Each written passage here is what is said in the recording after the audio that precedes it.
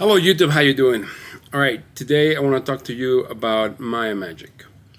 This is a huge topic, so I'm going to try to give little footer notes to each specific item that I want to talk about, and then I will try to make individual videos that will cover each individual point.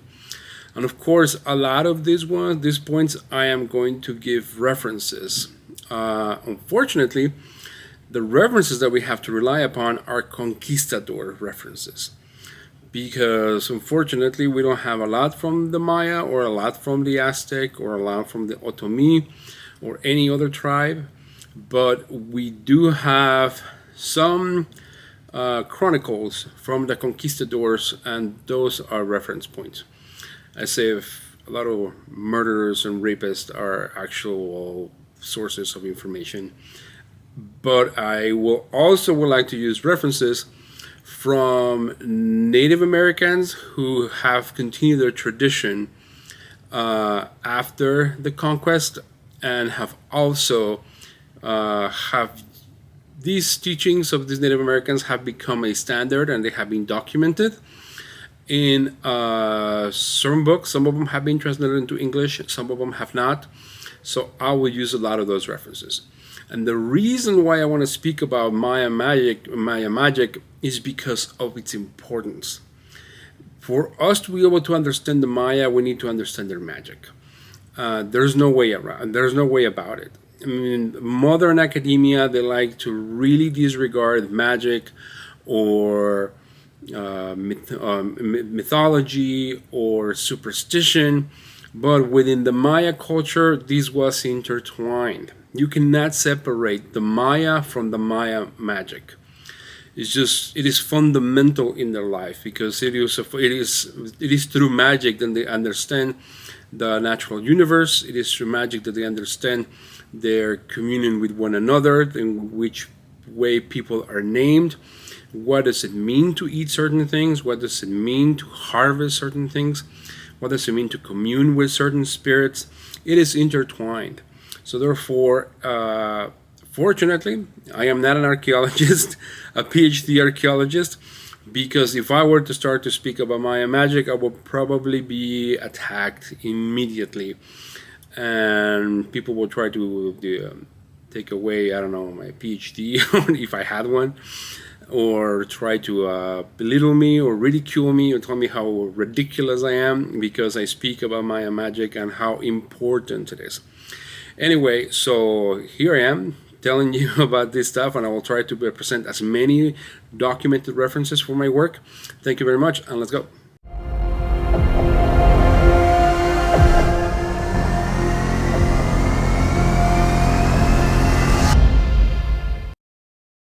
Okay, so Maya magic.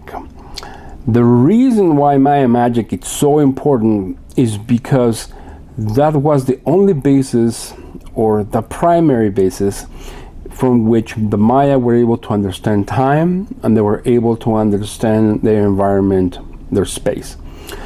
This is what I mean. Time is based on the short count and the medium count and the long count, as I think they're not are called. Basically, the 13 days and the 20-day months. When those link, they'd say, for example, you have I, for example, let's say, or star, then therefore that is a divine day that is attributed to I and star. And as like the Maya calendar, like they have these little gears that go around to basically match the days.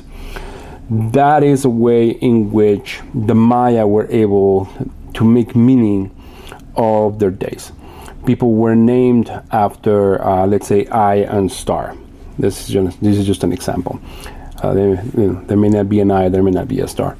But the point is that everything, every hour, every day, every month was attributed to a particular god. It was attributed to a particular deity and a stage of the cycle of time for the Maya. And then, of course, the environment is essential for the Maya. You have the day, which is represented by a particular god, the night, the storms, the wind, the rain. They all had a particular god. And they had festivities for these particular gods. They had huge gigantic litanies, or sometimes even marches that they did to a particular god to either ask them for a favor or to establish a type of connection. Therefore, Maya life was intrinsically connected to nature. It was intrinsically connected to time. Another example of how intertwined was the Maya perception to their magic is with the twins from the Popol Vuh. The twins are called Unapu and Ixbalanque. Now, these twins, they seem to be kind of normal, but I think they are descendants of a god, or at least they're kind of half gods, kind of like the guy from Troy, Achilles, which is kind of like half human and half god. And so these two twins take a lot of the story from the Popol Vuh. The Popol Vuh is a book that was recited from a Maya sage to some conquistador clergy. And many people have tried to say that this book was not actually a real book, that it was just kind of made up by some Maya liars. But some of the stories from the Popol Vuh can be found on some archaeological sites. Like some parts are in Chichen Itza, some parts are in the south in Mayapan. Some of these representations are in San Bartolo. So it is very difficult for someone to say that this was fake, or at least a book that was dictated by some Maya crazy person, or something that the Spanish Frays made up. And so this story of the twins is very much intertwined with magic, because as the story goes, the twins are playing a ball game in a ball court. This is not basketball. It infuriates me every single time that people say, oh, the ball game of the Maya is kind of like basketball. No, at all, nothing at all. The ball game of the Maya was a ceremony. It was a religious ceremony. Yes, they did train, but they trained for a religious ceremony. In fact, there are some carvings in Chichen Itza that say that either the winner or the loser lost their heads if they won or they lost the ball game. And not because of a punishment, but because they were going to establish a relationship in the afterlife with one of the greatest divinities of the Maya afterlife. And so these two twins are playing the ball game, and they disturb some demons in the dirt, and the demons come up and they start talking to them and they want to trick them. At the end, the twins are the ones that trick the gods, and they take a favor from them, and they become powerful and type of a ruler elite. And so this story basically gives us a lot of information. It tells us that, for one, there's a relationship between the Maya and the gods, and then how they're being fooled or how they are not being fooled by certain gods. The gods can either be some supernatural type of god, or they can become, they're just basically part of nature. Like I said, either rain or water or etc. And the moral of the story is for humanity, or the descendants of these twins, to be able to overcome natural elements, not to be tricked by them, and to be able to overpower them with skill, with intelligence. And so this is the connection that we can see between Maya daily life and nature in a magical representation. Another thing to understand about Maya magic, or even about Maya theology, is that gods are not static. For example, Jesus has always been Jesus, even though it has changed, but of course they don't really publicize that. But Mayan gods, they evolve, or they devolve, or they disappear. They go through certain stages. For example, let's go back to the Popol Vuh. In the Popol Vuh, we have the god Huracan. Huracan is the heart of the storm. It's one of the creation type gods. This particular god goes through 3 different stages. It becomes Calcua Huracan, and then Chipi Calcua, and Rasha Calcua. These types of developments of these particular gods are not only exclusive to gods, are also attributed to temples, are attributed to statues of gods, are attributed to familiars I described in the last episode. Let me give you an example. The pyramids that we see in Mexico, they're not just the pyramids that have always been there. There are always, or most likely, pyramids beneath it. So, and then beneath that other pyramid, there's another pyramid. And the reason why they build it in stages is because the new ruler had to see an evolvement of that particular temple. The pyramid is a temple, and that connects people to their gods. And so there has to be a development, and of course there is a rededication. There's a new name is given to that particular temple. And it is important for that development to happen in a particular city for the royal elite, the king or the priest, to be able to maintain their power in that particular city. We see a little bit of this also in the Bible, kind of, when we see Jacob when he fights with this particular angel, and he demands a blessing from the angel. And then Jacob fights with the angel until dawn, and when dawn comes, then this particular angel gives Jacob a blessing, and he renames him as Israel. Now, this is very similar to the way Maya godly and monument and God conversations happen. There is a certain spirit that gives power to a particular deity or a particular temple or a particular statue, and as it evolves, there's also a new naming convention. And you probably already know this, but the reason why the Maya broke down the dates to a particular correspondence, like the eye and the storm or whatever I said, is because it was imperative for them to know when to plant, when to harvest, when to be able to do certain things in regards to food, in regards to marriage, in regards to raising animals, in regards to sometimes levels of certain rivers. This was the way in which they timed their lives. The environment of the Maya people, I'm talking about areas like Honduras, Salvador, Guatemala, Belize, and Mexico. All of those areas are very difficult areas to live in. Usually there's a rainforest there, there is rivers, there is sometimes areas of drought, sometimes there is just no fertile land. It's just like, just a volcanic rock. And so it is sometimes difficult to live there, and then for them to be able to keep in a record of their time and a record of where they planted last, it is important for them to live. And that is why it was also important to name their children based on time.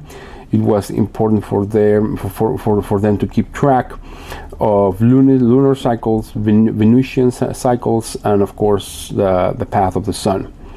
And this is also a way to keep track of the years of a particular child. Like we, for example, are named by an arbitrary number, by the last name of our father. The Maya were not attached to their parents. They were attached to time. They were attached to the gods always. So therefore, let's say I and Storm, if you were born on I and Storm, that was your name. Your name was I, Storm. And the reason why is because that was the day of your birthday. You were named after the day of your birthday, or at least to something similar. You may have another name that your parents may want to give you, but that eye and storm that the one person might have been born on had to be attached to that particular name. Now let me give you an example as to what does it mean to have a particular aspect of daily life with the gods. Let's talk. And the best example of this is from the Aztecs. The Aztecs had two primary deities. It was Huitzilopochtli and Tezcatlipoca. Now, this Huitzilopochtli was attached to the day, and Tezcatlipoca was attached to the night. And so, the way the Aztecs saw day and night, it was as a constant battle between these two gods. As the solstice, where the sun becomes more prominent, therefore Huitzilopochtli was winning, and the winter solstice, it became when Tezcatlipoca was winning. And so this battle between day and night also derived other festivals, and it derived certain things. Let me explain. Tezcatlipoca, for example, was also attributed to the obsidian stone. The obsidian stone was the most important stone for the Aztec, for the Maya, for everyone. And the reason for this is because they made weapons out of obsidian. They also made scrying mirrors out of obsidian. They made blades. And obsidian was highly traded all over Mesoamerica. And Tezcatlipoca was attached to this particular stone because it's dark and it's somehow, linked because it's black. And so, in fact, a lot of the Aztecs and a lot of the Maya, they use obsidian mirrors to scry. A scry is kind of like looking into an object and start to see other things. But hopefully, things that one is not privy to, or something that happened in the past, or something that happened in the future. In fact, John Dee had a scrying mirror that looks a lot like the scrying mirrors of the Aztec. Maybe he got it from the New World, or somebody that brought it from the New World. And so Tezcatlipoca was also attributed to occultism and to divination because of the scrying mirror. And therefore, the priest of Tezcatlipoca was in charge of occultism, it was in charge of scrying, it was in charge of the blessing of obsidian. And also Tezcatlipoca is also called the master of all of us. And master as in we are the slaves. And why? Because Tezcatlipoca, with his darkness, he blinds us, he limits us. And so therefore the liberator god becomes Huitzilopochtli.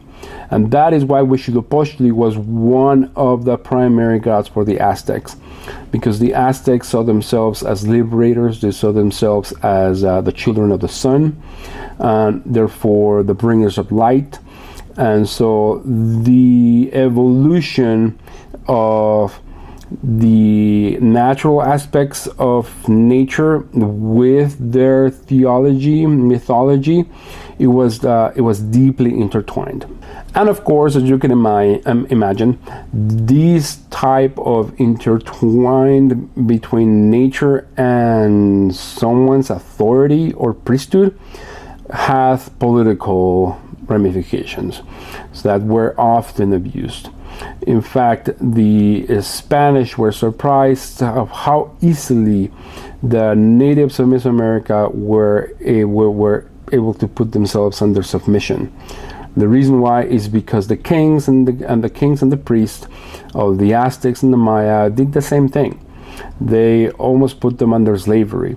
They had them work long hours, do strenuous tasks, and abuse them. For example, Moctezuma was rumored to have hundreds, if not thousands, of children with multiple women. And of course, these women probably belonged to other marriages. They were daughters of other families, but Moctezuma was able to just, make did what he wanted to do with these particular women.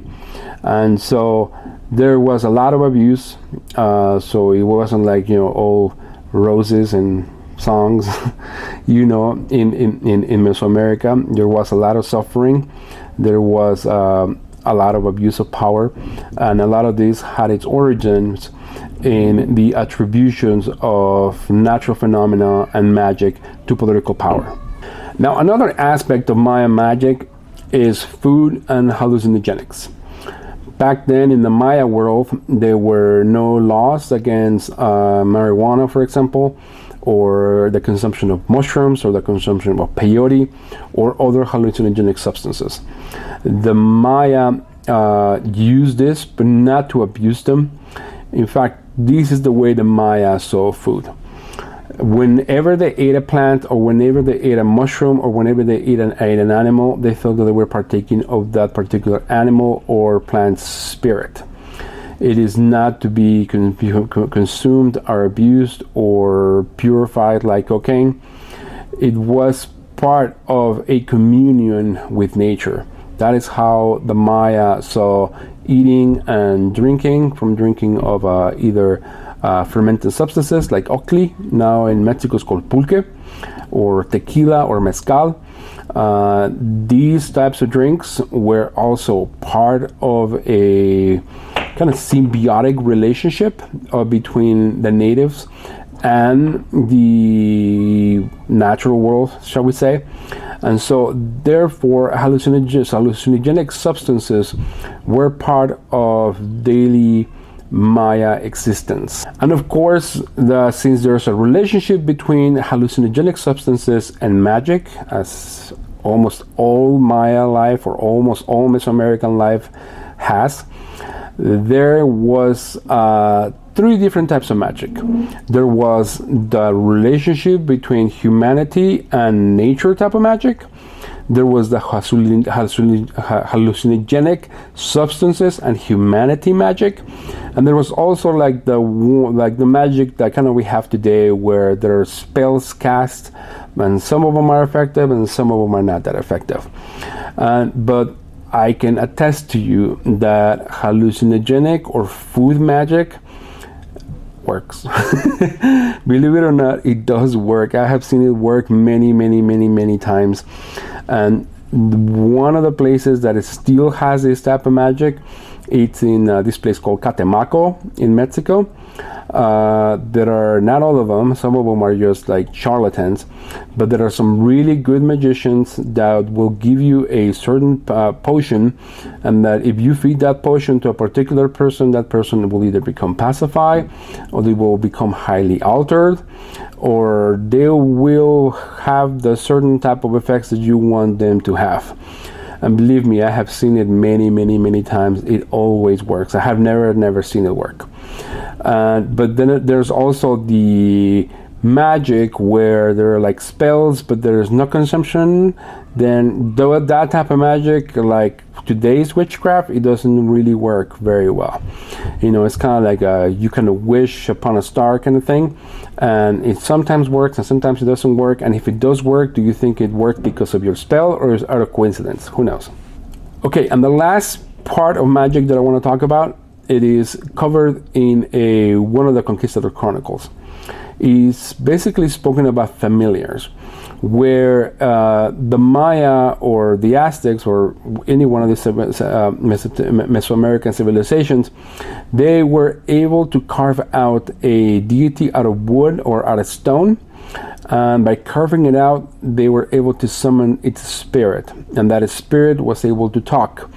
And as it was able to talk, the person asks for its name. If it's able to get the name, it's able to summon it, and it's able to summon, it's able to ask either for blessings, or it's able to find that information that he or she was not privy to before.